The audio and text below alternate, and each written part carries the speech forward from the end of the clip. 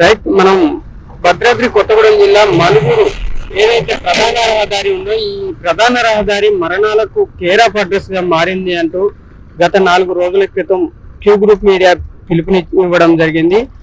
దానికి స్పందించిన అధికారులు మరొకసారి ఈ తూటు మంత్రంగా పనులు చేపించి దీనిపైన మట్టి వేయటం వల్ల ఈ డస్ట్ చూడు ఎలా లేస్తుందో దీనివల్ల ప్రమాదాలు జరిగే అవకాశం ఉంది. అయితే ఏదైతే ప్రధాన రహదారి ఉందో అక్కడ బ్రాహ్మణపల్లి నుండి కొత్తగూడెం వరకు కూడా ఇదే మాదిరిగా రోడ్డు ఉన్నట్టు తెలుస్తుంది. అయితే అధికారులు కేవలం బీటీపీఎస్ కు ఈ సింగరేణికి మధ్యలోనే ఈ మరామతులు చేసినట్టు తాత్కాలిక మరామతులు చేసినట్టు తెలుస్తుంది. ఒకవేళ చిన్నపాటి వర్షం వచ్చినా కూడా ఈ మళ్ళొకసారి గోతులు పడే అవకాశం ఉంది.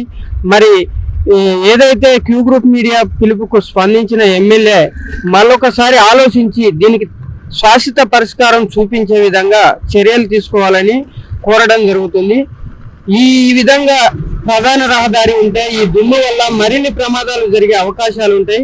కాబట్టి పినపాక ఎమ్మెల్యే పాయ వెంకటేశ్వర్లు గారు ఈ ప్రధాన రహదారికి శాశ్వత పరిష్కారం చూపాలని ప్రత్యేకంగా కోరుకుంటున్నాం.